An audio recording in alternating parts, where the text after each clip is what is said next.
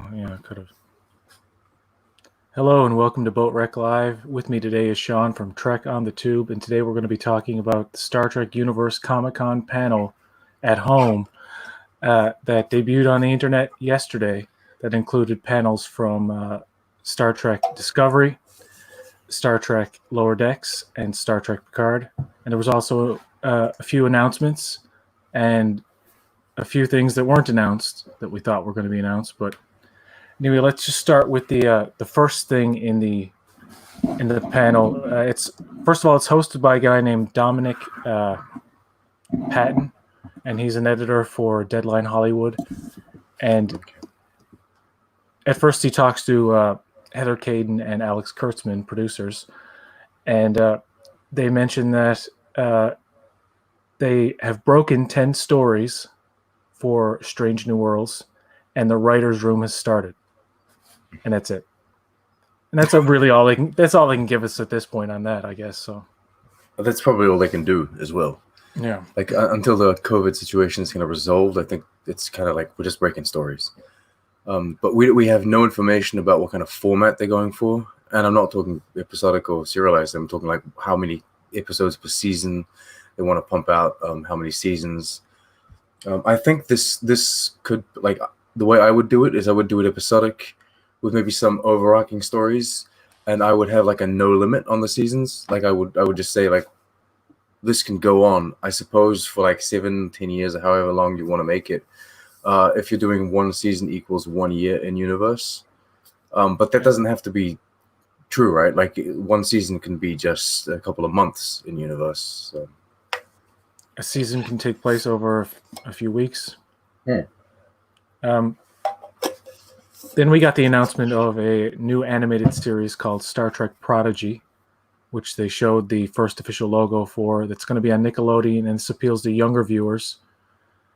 And so this further cements the fact that Lower Decks is probably not for children. Especially, Lower Decks is adult-oriented. Yeah. Are you excited for it? Pretty much this new show on Nickelodeon is going to be about a group of derelict teenagers who find a derelict starship and become rogue. It's basically like Star Wars: A New Hope, I guess, or something like that. I don't know. From what I understand, these teenagers, which I suppose they're Federation citizens, but they're not Starfleet. They're just a bunch of teenagers. So I'm assuming many different species, that kind of stuff. Yeah. They're gonna find this derelict Starfleet ship, and they're gonna find themselves and find adventure. So it's kind of like a coming of age story with kids on a starship and that kind of stuff, and they're having fun.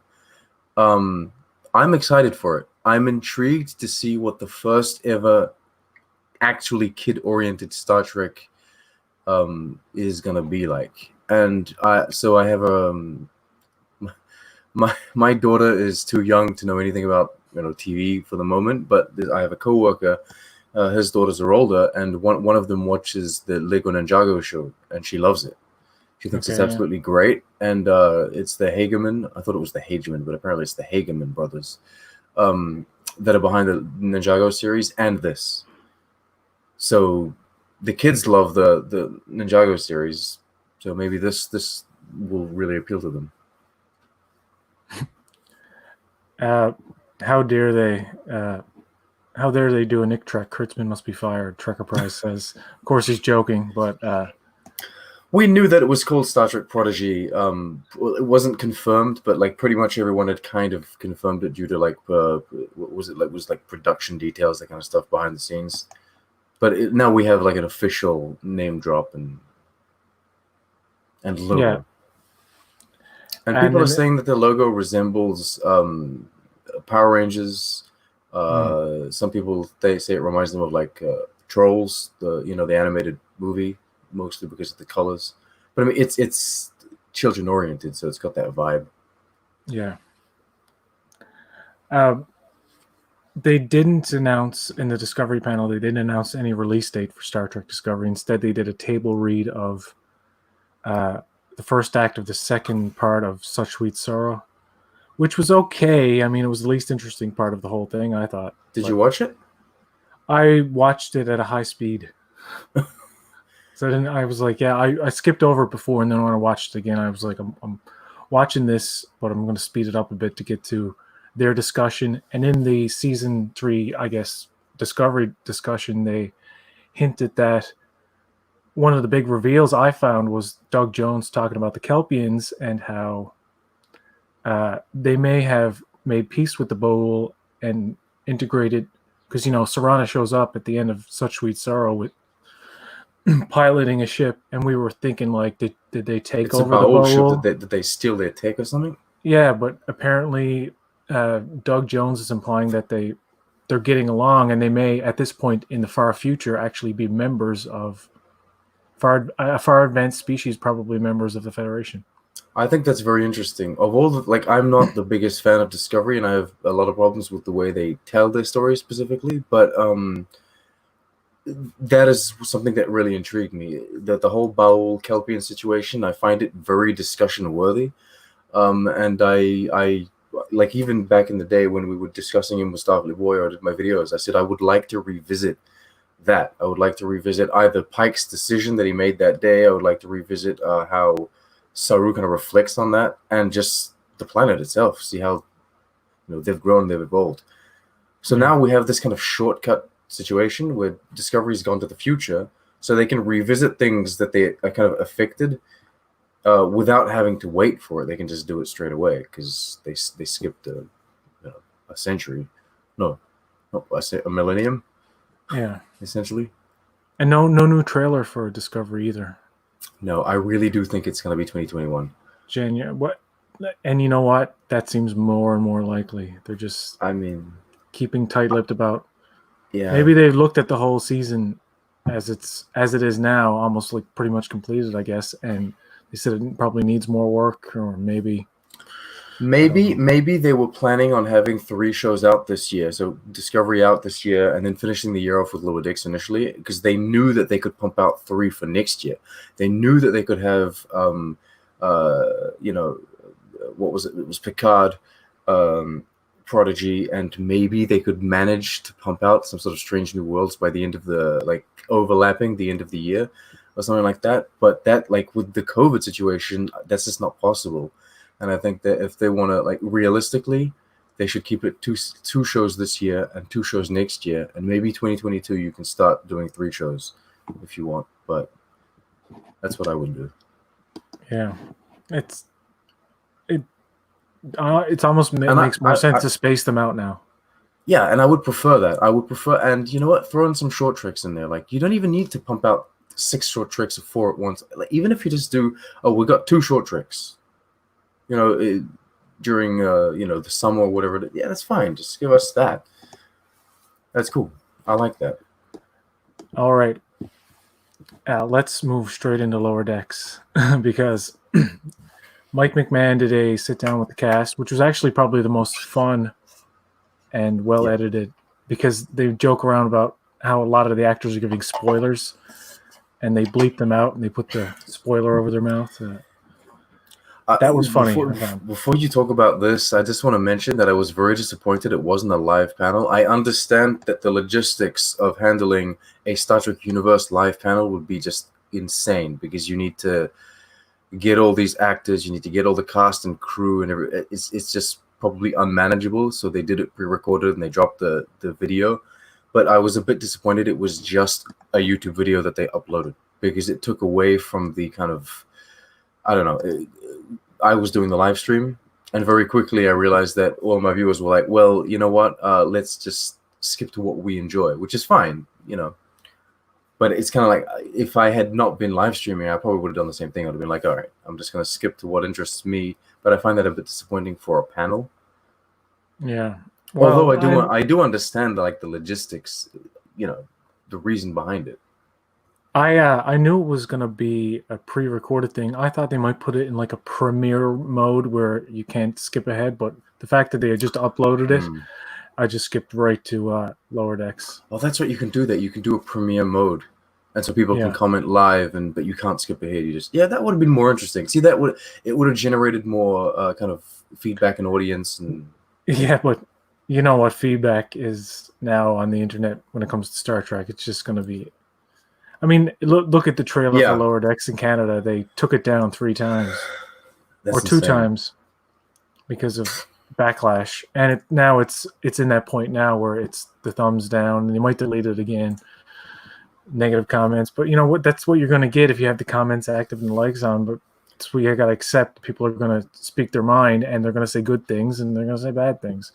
And the fact that the fandom is like kind of divided right now really reflects in those kind of things. But anyway, let's take a look at the Cerritos. This show, just from the beginning of this clip that Mike McMahon showed, that this is a really great looking ship, and the environments look really great. Let's just do this in theater mode. There are 2 distinct, very kind of distinct vibes to the clip that they showed us. So I'm assuming this is like the straight up beginning of an episode, right? This is how the episode begins or something. Maybe not. Maybe it's just a scene in the episode, but I felt like it was the beginning of the episode. I almost feel like that's. I almost feel like this seems like the opening teaser. shot of the first episode. Yeah, I So almost feel like this. Yeah, this is the teaser of the pilot. This is what it feels like, and then once the final action is like once she cuts the leg, boom, you cut to the opening credits. That's how I feel it's gonna play out, but maybe not. Yeah, it seems like the very opening shot of the first episode. So what I mean by 2 very distinct things is, first of all, you get a very slow kind of, it's all beauty shots with like this exterior sequence, and you get kind of like an introduction to these characters, and it's all very slow. It's very TNG. You get this beautiful kind of sci-fi classic Star Trek vibe to it, and then it kind of hard cuts to the fast-paced Rick and Morty comedy. Once she discovers him hiding out and doing the captain's log, the fake captain's log, and the moment she drops, or the moment you understand that she's drinking, is where it flips into full Rick and Morty mode, with the just references, just a bunch of noise with all of this comedy, just jokes getting thrown at you. There are 2 very distinct, almost contrary vibes to the scene. Yeah, it starts out really beautiful, and then it gets into that really like hyperactive, animated, jokey mode, and she's crawling all over him, and then when she gets to the point where she takes the bat'leth, well, you discover that she's drunk, and then she takes the bat'leth out, and she starts swinging around. Let me just get flagged. Yeah, and didn't somebody have a problem with the fact that the glass shattered? Shouldn't it be non-breakable glass or something like that? Yeah, that was Father. Textrek said that he said that he doesn't like that he cuts her leg. She cuts his leg, which I'm fine with. This to me is like where it's like, no, I don't really like what's going on here. She's like swinging it at him, and he has to avoid her, and like, I would be, if I was Boimler, I'd be so afraid of her. I would be fucking like scared shitless to be around. Well, I think he is. I think the deal is she's a very irresponsible character. She's been demoted multiple times before the show picks up. Yeah. So she is very irresponsible. It's just like, I feel like this kind of situation would be more likely to happen in a holodeck rather than just straight up in the corridor. Yeah. With an actual bat'leth, right? Like, because people get hurt in Star Trek, they sprain their wrists and whatever, they hurt themselves, but it's always in like a holodeck kind of context where they weren't careful enough. But this is just straight up irresponsible. Did you get the reference to Martok? Yeah. Like I said Martok straight away, and then I kind of retracted that. I was like, okay, it's kind of a clear reference to Martok, but let's not take it as such, because I highly doubt she got the bat'leth from Martok. Let's just say that it was another Klingon with an eye patch. The probabilities of there being other Klingons with eye patches is pretty high, to be honest. She swings at him multiple times. Yeah. Again, and here it is again, one more time, and he's like, "Don't! You're trying to kill me. You're like a murderer. You're like something out of a horror movie." And then she keeps going. Well, she's clearly like very intoxicated. So I guess that's the excuse. I don't know. But this is the part where it's like, oh no, come on. This is like a little bit too fucked up. Well, this is the moment when I showed this to wife on the tube. Up until specifically that, she was like, "Well, kids can watch it," And then it cut the leg, and she's like, "Oh, I don't know if kids can watch this." Like, we're talking No. really younger audiences. We're not talking teens. See much worse. Like the pilot for Rick and Morty is probably the most. This It's horrible, but yeah. this is what Rick would do to Morty. Boimler might as well be like, "Oh, geez, Rick, not again." Well, Oh, Rick straight up and abuses Morty in the first episode, right? It's exactly. it's a turn off moment in the episode. You're like, "Ooh, I don't know if I'm gonna watch this grandfather treat his grandkid like this." But just to be clear, Mike McMahon said that this isn't a thing that occurs in the show every day or anything like that. She's not. This is a moment I think that actually gets her promoted, or something in the first episode, and that was also in the panel. They gave. By the way, there's mild spoilers for Lower Decks, but someone in the panel revealed that she gets promoted after something that she does wrong, and I was like, that seems not right. But it's the captain using reverse psychology, I guess. Yeah, I don't know. Look, I genuinely believe that, and Mike McMahon's very professional, and he said it with humor. But I kind of got the vibe that he doesn't like. So he's not the one that approves the trailers, for starters. But I feel like it wasn't he didn't approve this kind of clip that they used. Like he would have maybe used another clip.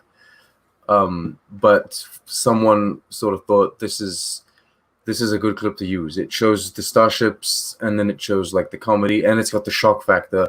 Oh my god, they're willing to go that far, kind of like how they did the nudity in the trailer. I still, and I understand that. For example, you were kind of put off by this comedy aspect to this clip, and so was Fathery Dextrick. And I understand that, but I really don't think this is representative of like the full kind of show that we're gonna get. And I love everyone working on it. Like all of this cast, they're so nice. They're funny. They're inherently funny. The fact that they put together the bleeps over the spoilers and all of that. I forget what his name is, but he at the end of the panel he jumps on the car. Jerry O'Connell. Yeah, they seem nice. They seem like great people. I don't know if they're all hardcore Trekkies or super Star Trek fans, but it's not necessary. Jerry O'Connell is married to Rebecca Romaine, who was number one, and two of them are great friends with Jonathan Frakes, who was also number one. So when they get together, it's a party, man. It's like a total. Yeah. I would love to be at that dinner table. It's a total ego fest. It must be very funny because they're all very funny people. Just to react to that, Ilian says, "I want to see old T'Pol in Star Trek." Was that Star Trek Discovery? Yeah. Well, she'd be dead by then. In Discovery season 3, she can't live bloody, Oh, not in season 3. Yeah. Never mind. Yeah. I wouldn't mind. Maybe you won't see Dax either. Yeah. I guess we could see does the symbiote live on eternally? Anyway, we could see maybe an old T'Pol in Strange New Worlds. Maybe is that possible? Do they live that? How long do Vulcans live? 200, 250? This is the next panel, the Star Trek panel, Picard panel. Is it didn't offer anything new. They didn't really talk about anything having to do with season 2 or anything like that, but it was kind of funny, and it was well edited. I find at least they put it together well. Like it's punchy. It's not none of it drags, except for that. The only thing that did drag in this whole thing was the table read. But Marina Sirtis, I don't know why they did that, but Marina Sirtis yelling at Michelle Hurd to not fluff up Patrick Stewart's ego. Because it's going to be impossible after this. Yeah, it took so long for them to train him not to have such a big ego or something like that. It was funny. Well, there's stories about how he was very serious on set when TNG began, and he eventually, because they were all laughing together, but he would always go to his trailer or something, or he would be kind of excluded from the group. There's stories about that in the beginning of TNG, and then eventually he kind of warmed up to having fun with them. And I'm sorry, did you hear that? very vaguely. I sort Okay. of heard like a small sound. Again, the actors here, I think that like everyone gets along very well. They have good chemistry together, and so it's fun. It's fun seeing them interact, and I quite enjoy seeing, like, dare I say, the old guard with the new guard together. Yeah. I like that, and I you know I don't know, it's comforting to see Star Trek actors, like Star Trek alumni from TNG, intermixed with new people, because it feels more connected. Brent Spiner is also very funny in the fact that he mentions that Oh yeah, Alex Kurtzman and the producers cried begging him to be in the show. Pretty funny. He's a funny guy. He's very. There was some behind the scene. I don't know if it was on Entertainment Tonight or something years ago where Brent Spiner's being interviewed or being asked a question, and a kid comes up to him and says, "Are you Jonathan Frakes or something like that?" And he says yes, and he signs the autograph and gives it to her. Just very casually, like, "Yes, I am Jonathan Frakes." There you go. of course. Brent Spiner is fun. He's got a bit of like, it's not a dry wit, but it's a satirical kind of humor. I don't know how to put it. I don't know. He doesn't hesitate to kind of, I guess, spike you with his jokes. Which, and from what I gather, Gary experienced this, because Gary did a character data file on Data. He did a video explaining who Data was, and he sent it. He tweeted at Brent Spiner, and Brent Spiner watched it. And Brent Spiner like enjoyed it, but he did say a comment about how, like, Gary needs to take a breath, like he needs to breathe while he's doing his videos or something. So but I don't think it was all in good fun, you know. Yeah. But he's funny. I was wondering if you. Oh yeah, jeez, I forgot to mention. Almost forgot. Our good friend Starfleet Boy at the very end of the panel, gets his question answered about what would you like in what exists in Star Trek would you like to bring into the real world? And of course, Jerry Ryan and Michelle Hurd instantly answered, inclusion, diversity, with everything that's going on now, of course, they're going to. And, it's a time where. Brent Spiner weighed in a bit. Oh, no, it was Jonathan Frakes, I think, that weighed in a bit. Yeah, he talked about Gene Roddenberry and That's right. how it's a world with no hunger and this great world. That upsets me, because that's no longer Picard, isn't it? It's a weird. Yeah, it's a weird. Yeah, it's not. It's strange. Yeah. But, have you seen the pictures from the first 3 episodes of Lower Decks? No, there comes a point where I don't know if I should continue watching, continue looking at them. Maybe I'll see. I've seen like the Doctor playing poker. Is that one of them? You've seen these images because you called out the Suliban thing. Oh, okay. Yeah, so maybe I've seen them. Yeah. Oh, yeah. I think I just haven't. Usually, I try to grab them on my computer and keep them, but at this point, I'm not. I think I saw the Suliban, but there's a lot of references going on in that thing. Kowalski recently pointed out that the Romulan whiskey that she's drinking, and how she talks about it should be green instead of blue. He made a reference to Aldebaran whiskey, which is what Scotty drinks in that episode of TNG, and how that's green. Yeah. I don't know if I didn't want to reply to him, but I don't know if that's really a reference or if it just turns out that both drinks are green. I don't know. I don't know why she was saying you would expect it to be green, but it's blue or whatever. So this first episode is called Second Contact. And here it seems like this was the actual opening scene, probably from that episode, with the Batla incident. Yeah, I would think so. And the next image is of Ensign so I haven't seen that one. Yeah, this is Ensign Rutherford, Mariner, Boimler, and Tendi. What appears to be their version of 10 Forward. And you see in the background here, you see a Vulcan.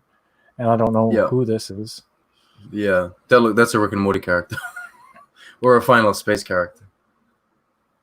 And that incident with the black goo takes place in this pilot episode. Okay. And So also, we get zombies in the first episode. Yeah, and also that scene where Boimler's getting eaten by that big monster creature while they're on shore leave. So all that shore leave stuff is in there. Okay, so basically they go to a planet. The upper deckers are doing the official signing the contracts and the treaties and what have you, and the lower deckers go on shore leave or something, and it goes wrong. Yeah, they must screw up the planet. They must screw up the mission somehow by bringing something onto the ship, create zombies or whatever. Yeah, seems like a nice planet though, judging from this picture. Yeah, I the next one I want them to do. I want them to kind of, go crazy with the landscapes and what have you. That's fine. I enjoy that, and especially considering you have the potential to do that with animation. But I would really enjoy it if, you kind of got the TNG set vibe from maybe the buildings or the places that they go. And I wonder if they're gonna put a lot of officials in like bloody fucking, the uniform, like the leotards, or what are they called, the onesies. Yeah, I want to see the onesies. At least one. You need one guy in a onesie just to show that it is TNG era. The second one is Envoys. This is I guess something goes wrong with the ship, but this is a character I'm interested in. That's a non-corporeal. That's a non-corporeal being. That thing up there, right? That ball of light. Yeah, this thing. Yeah, that's a non-corporeal life form. So he's either got a very deep voice or just a really "Hi, how you doing?" corny one. Mm-hmm. What kind of room is this? Is like a science room, right? It would be like in the middle of the ship somewhere. Seems. Where would this be? This is security, mate. Like this is he's secure. He's chief of security, and these are all security officers. Is this like? Does he have like a military training or like a training facility of some kind? Well, Fred Tatasciore, I don't know. I'm sorry about butchering his last name, but the actor who plays Shax said that he's a very shoot first, ask questions later kind of guy. Like when he says, when he's a product of the occupation, isn't he? I don't know, but when the captain says something like "hail them," he says "hail fire upon them" or something like that. But he's quick. He's quick to anger, I guess. Trigger happy, and he's a guy who probably expects. Yes, he's the Worf. He's definitely the Worf of this series. Like, except he's probably more of an asshole. And then we get that scene where she's like, blast shield, blast shield. So Boimler, the minor spoiler, Jack Quaid talks about Boimler having a girlfriend. Yes, I think this is the one. I'm very happy about that because it's not her. No. It's so brother and sister. It's almost uncomfortable. Yeah, I'm very happy that the four protagonists, so they have 4 protagonists, and I would like it that like none of the 4 ever get like romantically involved. They're just friends, right? All of them are just friends. They have fun. They each have boyfriends, girlfriends, but they don't get together at any point. Do you think at some point Tendi and Rutherford will get together? Maybe they might do that. I mean, we don't know. Maybe they might do Tendi and Mariner. But I just don't feel like. Well, I don't want them. I just want them to be 4 friends, and I think it's better if you like add in new characters for their relationships. I think. I mean, I see an awkward situation where like one of them has a crush on an upper decker, someone that's more like not in the lower decks. Upper decker. Upper decker. Like, oh shit, I want to go out with this person, or You realize the term upper decker is a thing? Is it? Yeah, it's a very disgusting sexual thing that I won't Oh talk dear. about. But Oh dear God. when people say that, a lot of people don't realize the I'll term. stop It's using like, it. no. I mean, like, it's just funny. I don't mean to laugh at you, but no, I know what you mean. I know what you mean. I definitely get what you're saying. So this is You on know, Ferenginar, is it? Or is this probably, just a yeah. Ferengi in the back? Could be a Ferengi in the This back, but this looks like a TNG, the first appearance uh Ferengi. He looks like one of those crouching, hissing Ferengi with the whips. yeah, yeah. With Armin Shimmerman was very kind of ashamed of how he portrayed that role. Oh yeah. And he's like, they're kind of gyrating around and hissing, and yeah, it's very cartoonish. Perhaps they'll really, what would be great is if they run into a group of Ferengi who are like that. They're always like behind you, twiddling their fingers or gyrating and like ready to pounce on you. See, this is the kind of thing that I want the show to make fun of. Like, people say, "Oh, it's going to make fun of Star Trek tropes, whatever that means." Star Trek tropes. I don't know. Is that cleaning the holodeck or something? But I would like it to make fun of things like the crappy Ferengi that we had. We had these lame ass Ferengi in the beginning, but they are part of the story, like the canon. That's how they were. You have to deal with it.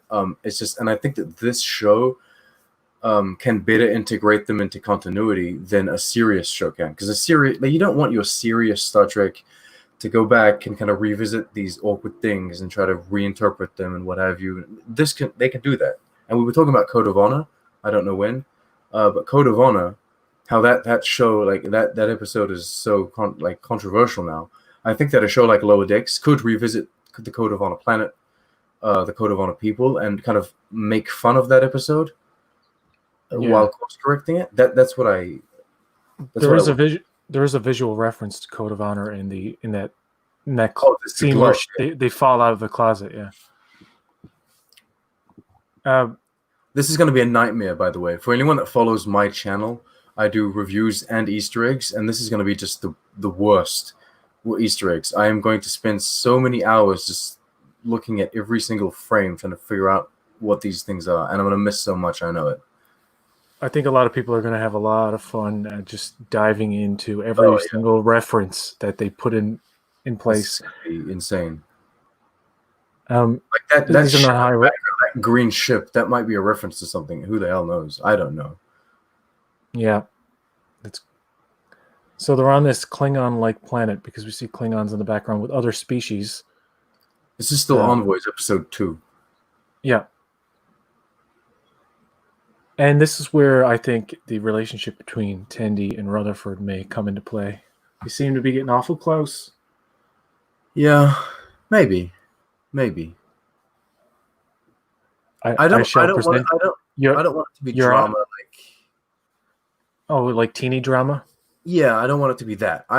Because the relationship I enjoy the most in all of Star Trek, I think, is B'Elanna and Tom. Because it does start off a bit.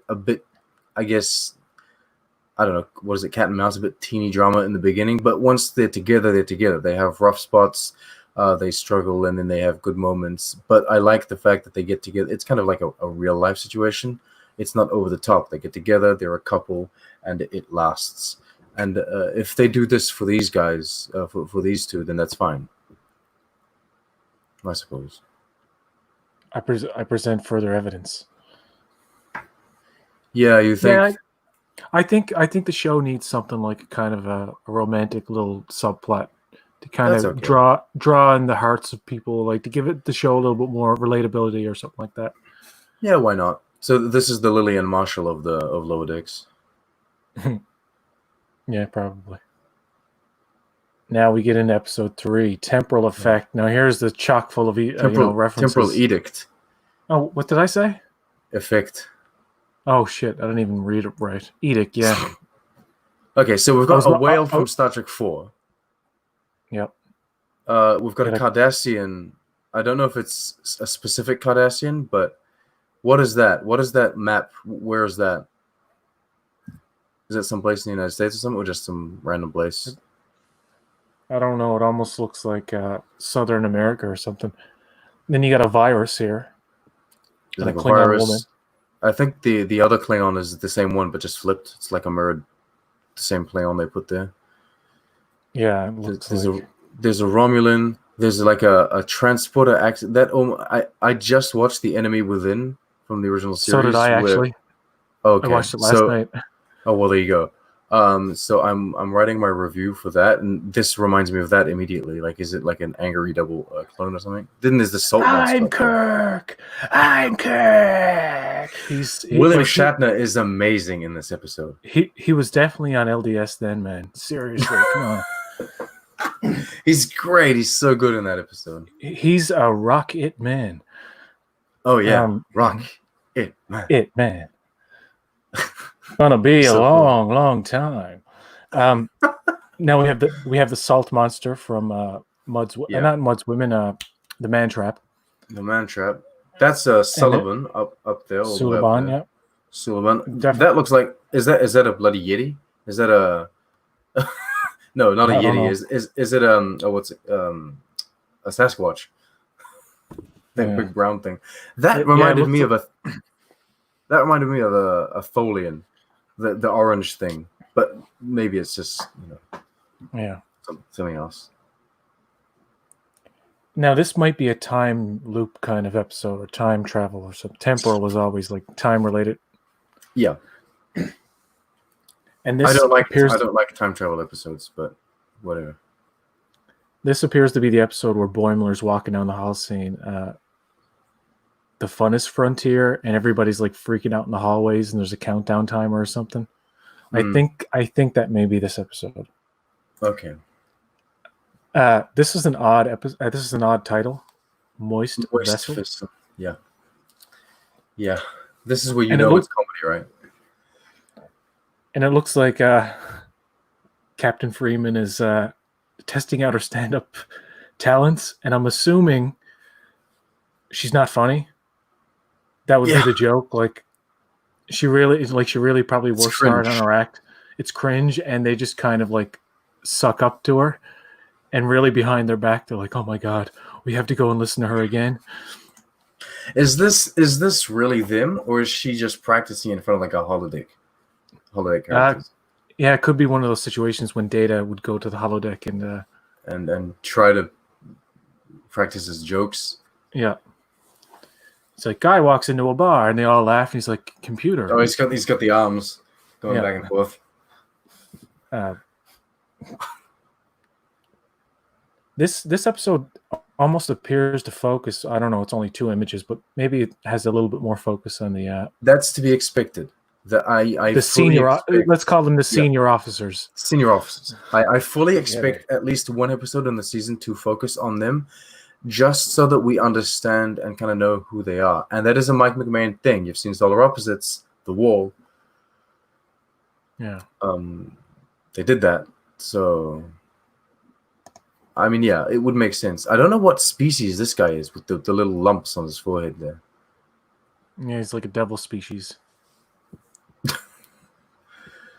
He's one of them devil guys. Wasn't there? He's one of them devil boys. Has there ever been like a devil type of species in a? No, there was. Well, there's literally the devil, isn't there? In the animated series, when they go to the center of the universe, is like that episode is on LDS.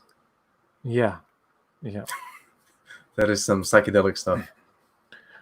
So, do you have any final thoughts on this panel? And like you said, are you looking forward to? You predict that Discovery is going to come out next year.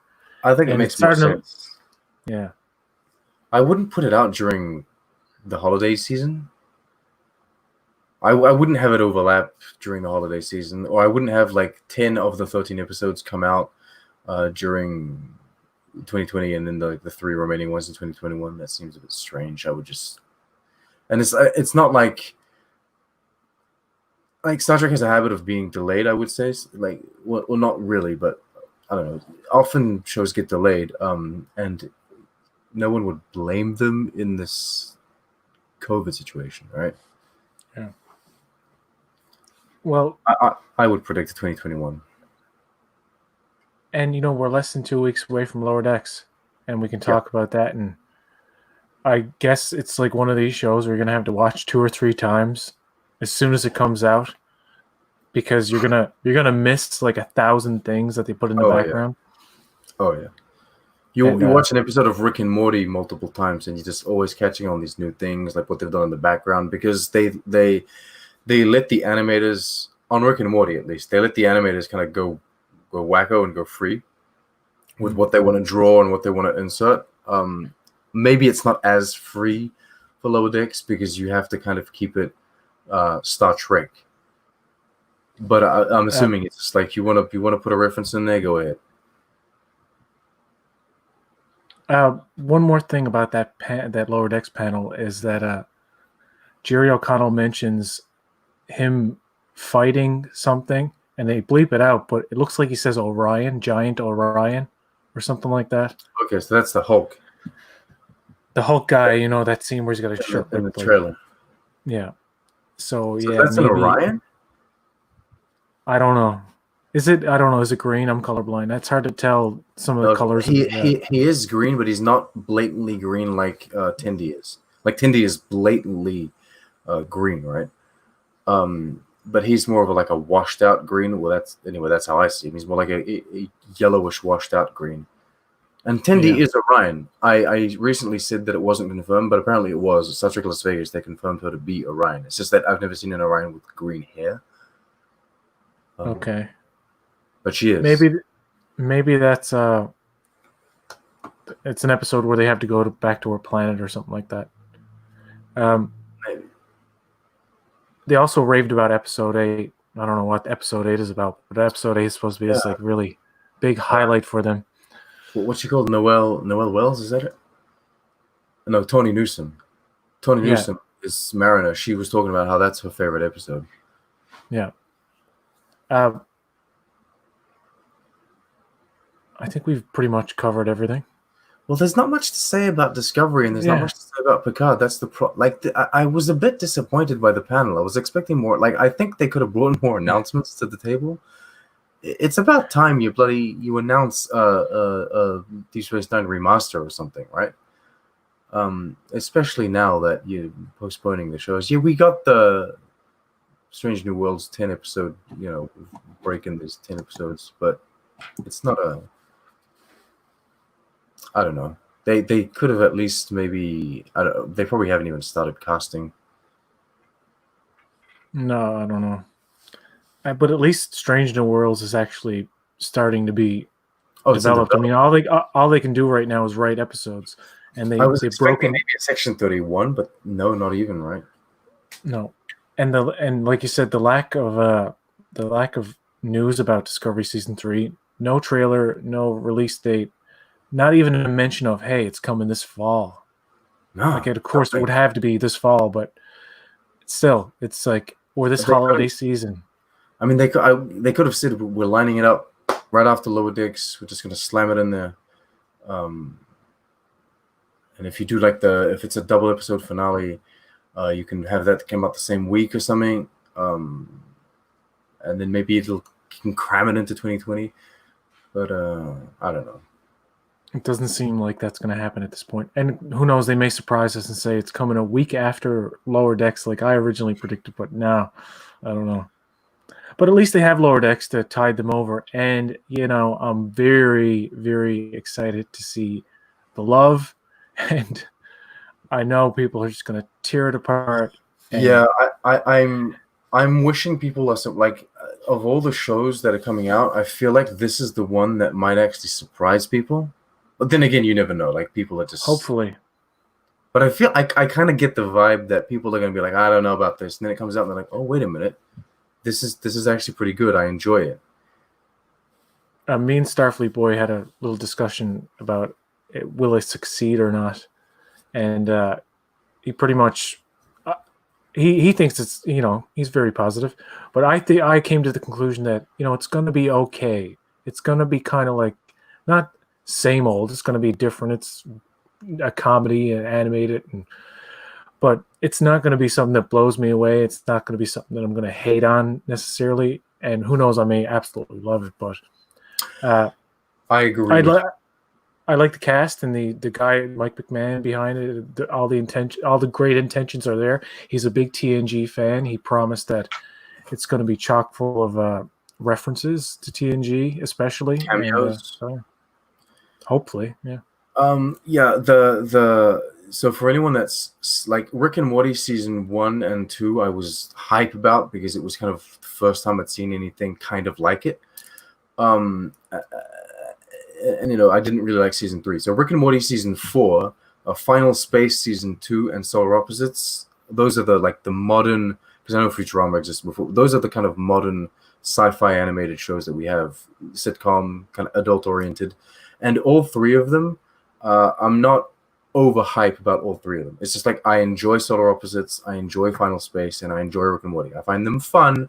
I'm never dying and laughing. It's just I find them fun, and I like the characters, and I feel like that's what's gonna happen with Lower Decks.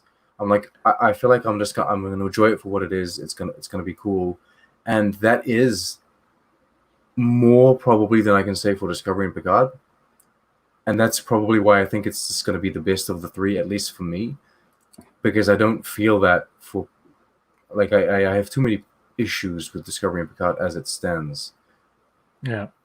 And just to be clear, Mike McMahon was only a writer on Rick and Morty, but he was the co-creator of Solar Opposites. Yeah. And I get what you're saying. Like, I don't laugh out loud a lot at those shows. He was a head writer of Rick and Morty. Some article said that, but I'm not. I think that's incorrect. I'm not. He's one of the writers. He's not that. He was one of the writers. So I don't think he was head writer. Yeah. He didn't have as much involvement in Rick and Morty as people seem to think he does, I find. But Solar Opposites is really the one you got to check out if you want to see his brainchild. Yeah, because people talk really fast in that. It's very adult, very adult. And there are specific episodes where you're like, this is a reference to Star Trek. Like, he's bringing his Star Trek thing into it, but he can go further. He can do whatever the hell he wants in Solar Opposites because it's not Star Trek. He can really let his creative juices flow in directions that wouldn't be appropriate for Star Trek. No spoilers for Solar Opposites, but there is a subplot within the series that involves a kind of post-apocalyptic environment in one of the alien kids' bedroom. And that's all I'll say about that. And that subplot is just like, it's probably the best thing about the show. The people trying to survive in that environment, and just the action tropes that they inject into every single time you visit that place. And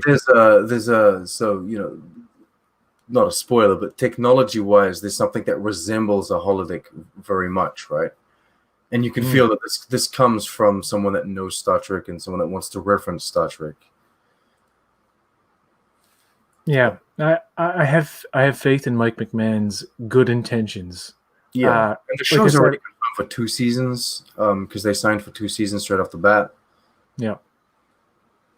Too bad. The only unfortunate thing about it is that a lot of people were, this is something we didn't talk about, a lot of people were disappointed internationally outside of Canada and the US that there was no announcement of when people internationally would get it. And I listened to Irish Trekkie's podcast where he talks about that. Okay. Oh, yeah, I saw it on my feed.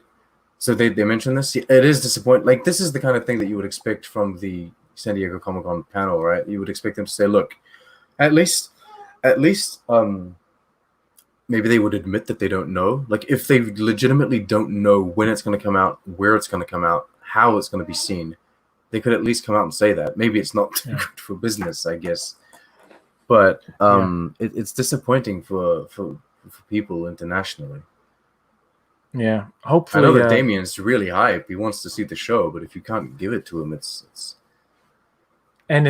really frustrating to have other fans talk about it very openly. You almost can't even go on Twitter because everybody's going to be posting screenshots and giving away spoilers eventually. The no spoiler kind of rule doesn't really exist in this modern era. It's just kind of like you have to go there and deactivate the hashtags of the words manually yourself so that you don't get bombarded. But at the end of the day, everyone Star Trek is going to talk about the show that's coming out, so it's just better off not coming on.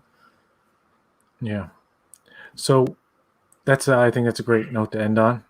The fact that people are sad and disappointed that they're not going to be able to watch it. But yeah, who knows what the future will bring for Star Trek? It's a very uncertain time. The rights are kind of all over the place. CBS needs to expand and go internationally. Nickelodeon, I think that Prodigy will be on Netflix because the Lego Ninjago series is on Netflix, right? Yeah, And in Canada. all of those Nickelodeon shows are on Netflix. I think that it's safe to assume, but then maybe not. In Canada, it will. In Canada, maybe in the States it will be on Netflix, but in Canada it will be on. It will definitely be on Crave. Oh, okay. Yeah, because Crave has pretty much every. They purchase everything Star Trek. I think they might even sign a contract or something like, "We'll take all your Star Trek."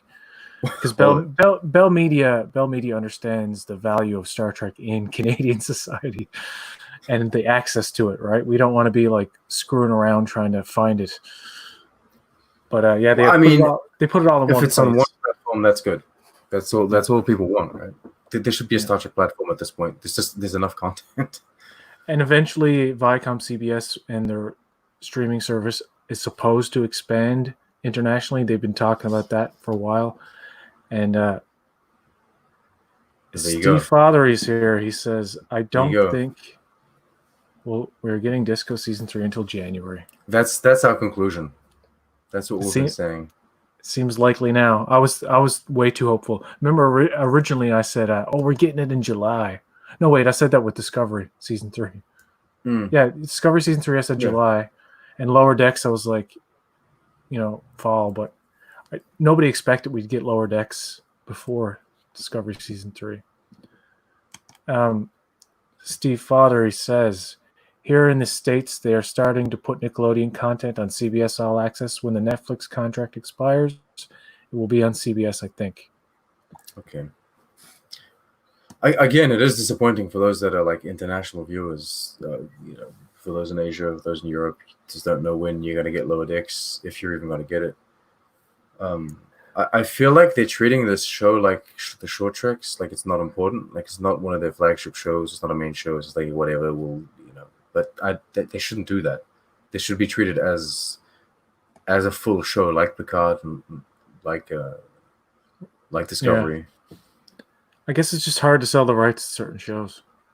As CBS All Access is the Star Trek platform in the States, I think they will expand internationally eventually. Yeah, we were saying like it's eventually going to happen, but I think Bob Backish a few months ago or the beginning of the year said they were going to expand in the summer, and that hasn't happened yet. So everything's, with the situation in the world, everything's delayed. So it's understandable that, it sucks, but it is understandable why we kind of didn't really hear much about Picard Season 2 or Season 3 of Discovery. But at least, like I said, we have a Lower Decks on the horizon, and that's great. I thought they would bring more to the table regarding Prodigy. Just an announcement. Yeah, initially I didn't think they were going to mention it at all, but once I saw once I was told, they dropped the logo, and so I started watching the panel, and they started talking about Prodigy. There's the logo. I thought, okay, so because they have no news about Picard and they have no news about Discovery, they're gonna give us some Prodigy stuff. But they gave us it's not even the panel. I think it's the CBS statement that gave us a bit of a snippet about the synopsis. Yeah, that synopsis has been around for a while. Has it been official though? And the synopsis has, but the title was never confirmed. Okay. Until I think Kedwalski did a video on it. He was kind of breaking rumors. Yeah, the domain name was purchased or something like that. I think I can't quite remember, but yeah, that's pretty much. We've covered pretty much everything. I'm sure we missed something. It wasn't that much. That's the thing. Yeah, it wasn't an that hour much. And 20 minutes, but it wasn't that much. Definitely the highlight for me was seeing the Lower Decks clip, even though I didn't like the end. Like Father, he didn't like the end. He's here now. He might comment on it in a second. But it starts off beautiful. Like the space station, like it looks like TNG era. They've sold me. It is 2380. Like I'm very interested in seeing the environments they create within the show. Even I'm serious. Even if I'm not the biggest fan of the show itself, but I'll still watch it just for the visual references, and just the way it looks is very good. And people complained about the animation. I like the animation. I think it's great. I think the animation is fluid. I think it's great. I think it's fluid. I think it's good, and I think it mixes the CG models with the 2D kind of flatness pretty well. And I like Mike McMahon is confident, and he's like, he knows what he's saying when he's talking dates. Like when he says the show's 2380, it's right after Nemesis. It's a long time before Picard. He knows, like, he's not just saying it because he was told to say this. He knows that this is when the show is placed. He knows it's taking place at that moment. And you know that he knows TNG. You know he knows who's supposed to be alive, who's supposed to be dead, what planets we can visit. He knows these things. So I feel like he can lead his writing room. Like, even if not everyone in the writers' room is a Star Trek fan or knows everything about Star Trek, he can lead them, and he can anyway. I think it's good. I'm excited. I know from that clip people might seem a little bit iffy on Mariner, and I am too. It's like, what level of incompetence will Starfleet or her superiors accept from her? Yeah, and I think there's going to be a story. There has to be a season-long kind of story arc. I mean, they're going to be very episodic, but she has to grow. She has to grow, and Boimler has to absolutely lose it at one point and do it like a whole thing where, Morty flips out at Rick and just gives him the business and gives him his whole speech. Oh, he doesn't want to talk to her or anything. Yeah, it's like, I'm done with you. I'm done. We're not friends anymore. And she gets all depressed or something. And maybe Tandy and Rutherford get together, and there's, like, I hope they don't do some teeny bopper drama with that. Like, maybe who's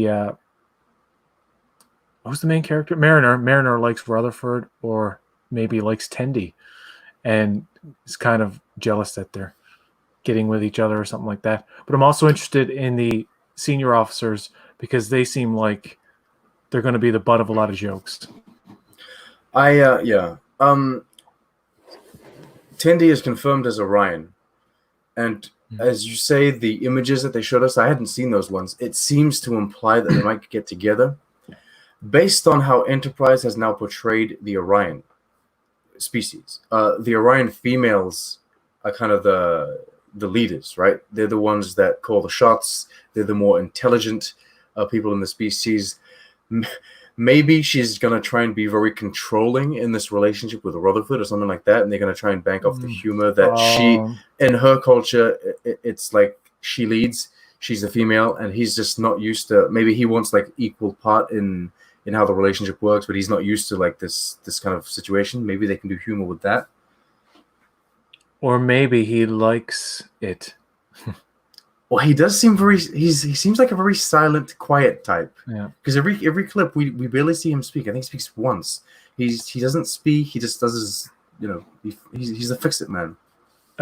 Fathery says, this clip gave me whiplash. I love so much of it, but when they started acting more like cartoon characters than Star Trek characters, it rubbed me the wrong way. Yeah. I totally get that, because it starts off great. Really, by the time it ends, you're scratching your head. Yeah, it is. Yeah. But Mike McMahon said that this is not a recurring thing. He seemed almost, like, hey guys, don't worry. This is, what is he saying? Yes, Queen. Yeah. Oh well. I suppose because, like I said, Mike McMahon did say, this isn't happening in every episode. She's not like, people aren't getting chopped with batlets in the hallways of starships. But it's going to be interesting to see what the consequences of that action are. Yeah. And the captain says that she gets promoted for doing something wrong, and I'm like, I hope it's not this. You think it could be this? It could be like, we're giving you a promotion because, but then from what I understand, isn't there like in the trailer we got, isn't there a moment where she wants to go on an away mission, but she's not allowed because she has to like kind of grow up or something before she's allowed to do what she wants to do? I think what happens in the first episode is when she does that to Boimler, she gets those shitty jobs with the holodeck and Okay. all those Oh, the places. turbo lift lubing and what have you. And then she's sent with Boimler somewhere, and he just maybe it turns out that Boimler becomes her superior, and she has to do what he says, and yeah, maybe, I don't know. And that would really and she just doesn't care, and she clearly is somebody at the beginning of the series who could have been a captain could have been a first officer, could have been a senior officer by now, lieutenant commander or something by now at least. But rank doesn't matter to her. That's the thing. That's the thing that she has to learn. She has to learn how to respect rank and understand that you're in Starfleet for a reason, and that you should aspire to be the best that you can be, and not probably be so irresponsible as to get drunk and swing a batlet multiple times at your best friend. So what is, I'm curious as to know what is the motivation for a person to be in Starfleet if rank has nothing to do with it? Is it just the exploration aspect? Like, I like going out into space, seeing various planets, going on different adventures, but the rank doesn't interest me. Is that it?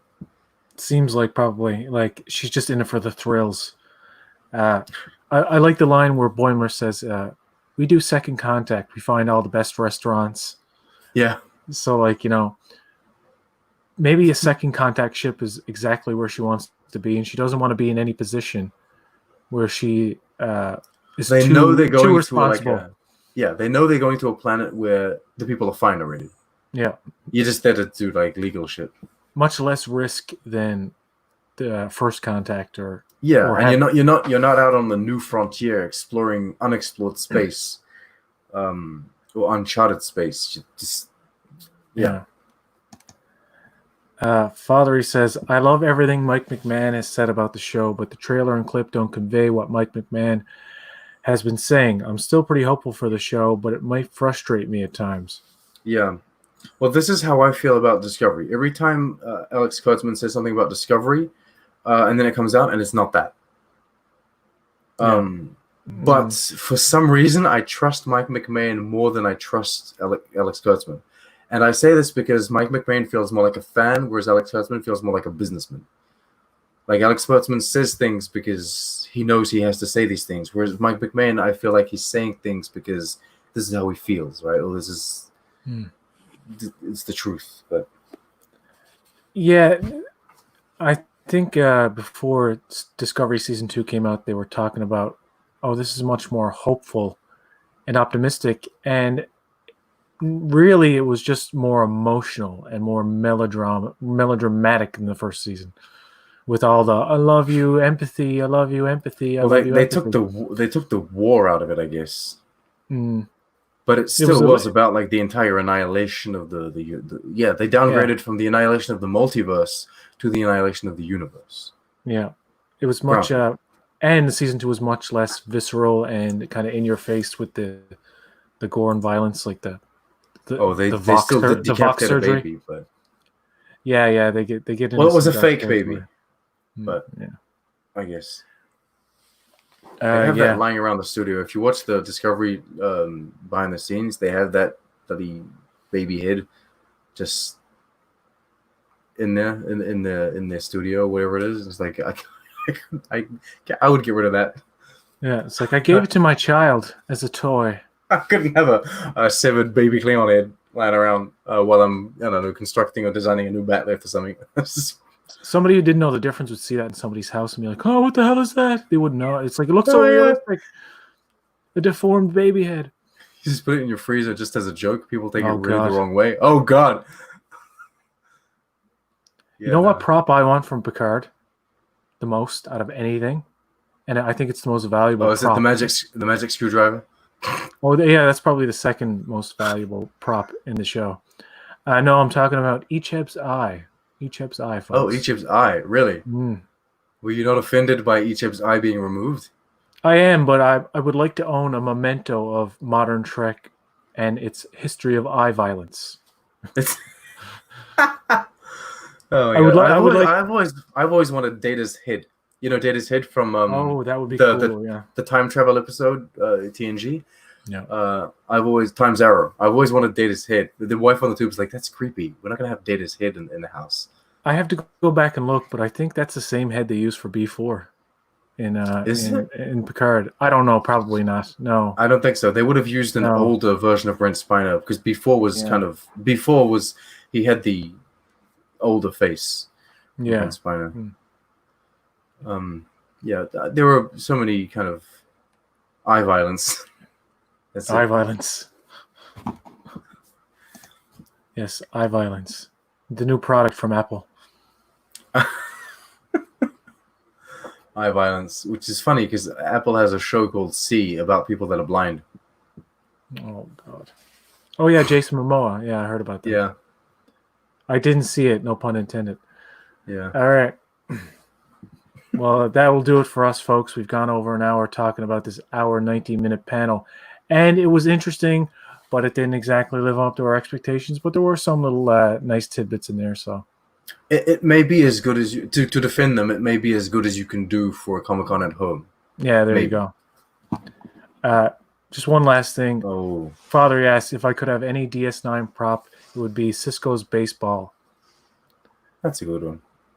prop. Oh, jeez, that's probably the only prop that comes to mind when I think of DS9, because that baseball is so important to him. Really? I would like to have one of Guinan's hats from TNG. From TNG, yeah. Yeah, I'd like that. I'd wear it in one of my live streams or something. From Deep Space Nine, maybe Odo's bucket. Odo's bucket. Yeah. I don't know.